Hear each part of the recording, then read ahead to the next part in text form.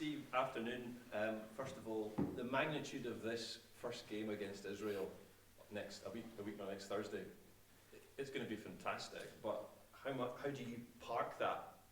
How do you put that behind you? I think you have to respect the magnitude of the game. I've spoken to the players before about it in the previous camps about a chance to make a little bit of history for their country. The players are aware of the size of the game, what it means to the country, and we're all determined to put on a good show and make sure that we're still involved come November. When you look at your squad, it's obviously a slightly larger squad, but you've got Ryan Fraser back, Ollie McBurney back. In terms of those options that add to what you had last month, how pleased are you to have them? Yeah, I think it's good. Obviously, a little bit disappointed to lose James Forrest, who's done well for us. We wish him well and hope he gets himself back playing again as soon as possible. For the boys coming in, yeah, the squad's bigger, but we've got 3 games in a very short space of time, so it's important that we have options within the squad, and the players that you've mentioned will give us those different options. And James Forrest is out, so I mean, have you spoken to James? He's obviously been very important for you since you took over. No, I haven't had the chance to speak to him yet. I found the news out late last night, and then I've been travelling up today, so not really had the chance to speak to him. But listen, he's a professional footballer. He knows that injuries are part and parcel of the game. The most important thing is he gets himself fit and hopefully ready for next month. 13 of your squad are going to play this Sunday. How big a concern is that? You can't control that, but it only gives you essentially maybe a day and a half to work with them before the Israel game. Yeah, but we've had good work in the previous camps, so I think now I feel a little bit more comfortable that the principles, the way we want to play, obviously touched on a different formation last month, which gives us other options, means we can utilise the squad fully. So would be in an ideal scenario you wouldn't have all those people playing. But listen, it's the way it is. We knew the SPFL were going to be good to us and try and schedule all the matches on the Friday night. 4 of the games are on Friday, which is great. But you don't want Celtic and Rangers not to be involved in the European playoffs, so the Europa League playoffs, sorry. And they both are, and we wish them well in that, and we hope they get to the group stages as well. So the English boys were always going to be in that sort of scenario where they would be involved in Sunday games, and we've dealt with it before, and we'll deal with it again. How much of a disadvantage do you feel it will be not to have the stadium full for the biggest game in maybe 13 years for this country? I think if you look at the matches that have been played recently, the home advantage tends to have been eradicated a little bit, I think, by the fact that crowds are not there. So it's something that we're going to have to deal with. Hopefully we get through to the final and then it works in reverse. So it's just something that's there. I don't think there's too much point going on and on about the crowds. At the moment, there's no crowds getting into the game, so we just have to accept that and make sure that no matter who's in the stadium, the supporters will be watching it somewhere, hopefully safely and socially distanced, and we can give them something to smile about at the end of the night. Steve, do you think that we're at a point, though, if we flip it with no fans, the players are maybe a little bit more used to the fact that they are playing all these games with no fans? Yeah, I think so. Obviously it was my first experience last month of being involved in games with no supporters there. It was different. Certainly you miss, I'm a great believer, as everybody is, that football needs supporters. It's a game for the fans. Without the fans there, you lose that little bit of edge. But the players now, like you say, are used to it, so we'll just get on with it and we'll all do the best we can. It must be a disappointment, though, although it has to be like this. It's such a big game, and for Scotland it is going to be behind closed doors. No, but the situation that we're all in, I don't think we can take that lightly. So we have to follow the rules, follow the protocols, and make sure that everyone's safe.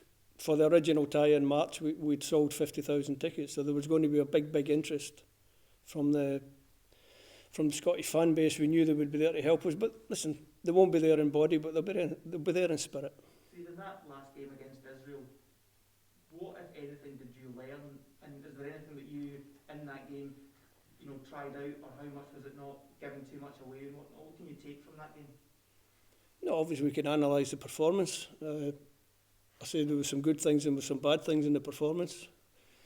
We can work on the bad things and hopefully improve on the good things. We had a look at Israel. I thought they played very well in the game, if I'm being honest. I thought they played well. I think we'll improve into the next game, and we'll see if they improve as well. In terms of another couple of additions to the squad, I mean, Lauren Shankland especially, who came in, after injury and scored 2 great goals for Dundee United, that must be extra pleasing to have that extra firepower added to the likes of Lyndon Dykes, who also performed very well last month. Yeah, it's good to have Lawrence back available. He came into the squad at the end of last year. He did very well for us. Shows up well in training, showed up well in the matches. Got his first goal against San Marino, and I'm sure he's looking forward to adding to that tally. So it's good to have him back in the squad. Ryan Ford gets the chance to get a call up as well and maybe make his debut? Yeah, Ryan was in the squad in November. I thought he trained well with us. He didn't get the chance to play. He comes into the squad this time on the back of a really good start for his club, and I look forward to working with Ryan again. After the last Israel game, Steve, Lyndon Dykes came in and said that we should be beating teams like Israel. How pleased are you that that's the type of player to get that type of confidence? No, it was good. Listen, Lyndon came into the squad after a couple of conversations with myself. He chose to come down on the side of Scotland. We were grateful for that, and I think he showed in the 2 performances last month that he can be a good player for us in the future. So it's great he's got that attitude. He comes in with that little bit of bullishness, if you like, and it's good to see. Is that a good tip for rubbing off on the other players? No, I think the rest of the players are quite aware of what they should, or games that they should win and games that they should do well in. So I've got no worries about the mentality of this squad. The squad are in a good place mentally. They want to qualify. They're desperate to do well for their country, and I think that shows in the performances. Steve, on that theme, can it maybe work for you, the fact that there's no fans here, and that should things not go well initially, there would have been kind of a great atmosphere, but maybe a frenzied atmosphere as well. Could you flip that and that could work in your favour? That's a very Scottish question.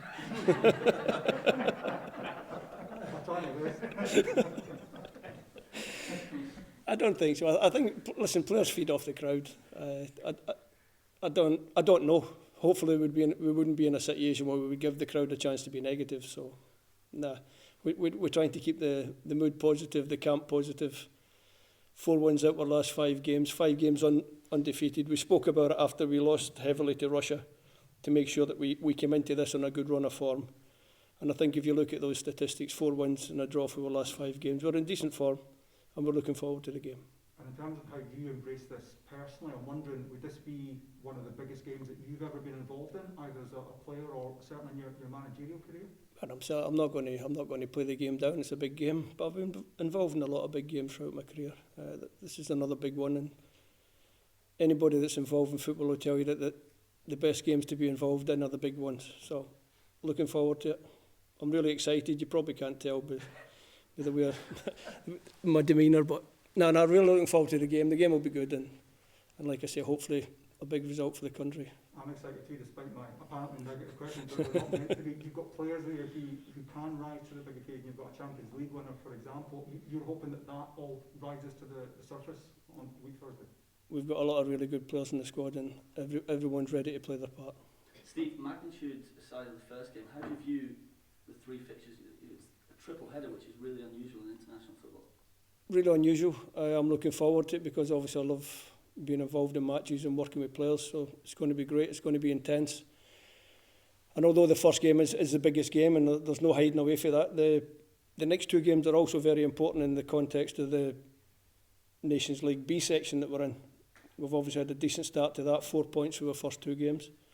2 games at home against Slovakia and the Czech Republic can give ourselves a really good platform to go into the November matches with a chance to win the section. So we have to take those games very, very seriously as well. It would be really good to go into November top of the section with a chance of winning it.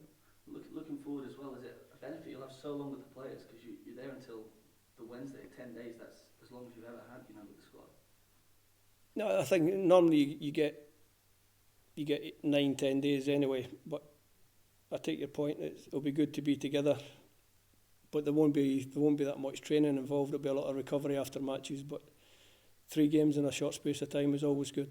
Do you have an update on Ryan Jack's fitness? Is he No, listen, I've named Ryan in the squad. Obviously, it will depend. Now, Rangers have a game on Thursday night. They have a game at the weekend, so it will depend on Ryan's involvement in that. Obviously, if he's not fit to play for Rangers in the next 2 games, then it would be more difficult for him to come with the Scottish national team. But I give the boy every chance, or the lad every chance, to be fit and available for us. Steve, I get most squad updates when you hear you get asked a lot of questions about Andy Robertson, Kieran Tierney and whatnot. You tried a few things out in the last 2 games. What do you think you learned about how they could play together from the last 2 games that you can take forward to this triple header? I thought both of them were very comfortable in the system we played the last time. And obviously Kieran's playing left side centre back here 3 for Arsenal at the moment. And Andy has played left wing back before. And if you look at the winning goal or the penalty that came about in the Czech Republic game was Andy breaking into the box. So he was involved heavily in the second goal, and Liam Palmer on the right-hand side was involved heavily in the first goal. So it shows that the system can work with the personnel that we've got, and it gives me good options going forward. You've asked that question a lot. Do you feel as if you've found the formula to the Robertson-Tierney question in that sense? I don't think it's so much about Robertson-Tierney. Greg Taylor's playing really well for Celtic at the moment as well. So I've got 3 terrific left-backs in the squad. Young Aaron Hickey made his debut for Bologna the other day. There's another one into the mix as well. So maybe in the future we'll be asking me about 4 left-backs. How did you think Hickey did? Did you watch it? Did you see it? I didn't see the game, but by all accounts he's done really well. And hopefully he can continue that vein of form. Last couple, please. Steve, I think Israel had delayed naming their squad because they're waiting on the results of some of the players for COVID tests. But you will, I guess, know roughly what to expect. But did the game here last month change your thought about what you're going to face with them?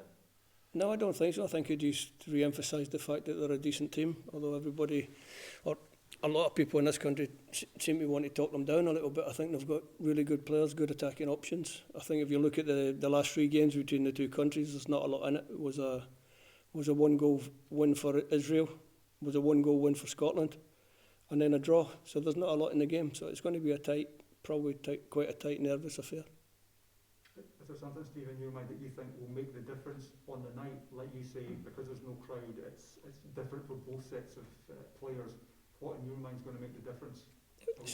It'll come down to what it always comes down to. Don't make mistakes, and hope that somebody can come up with something special for Scotland. It's as simple as that.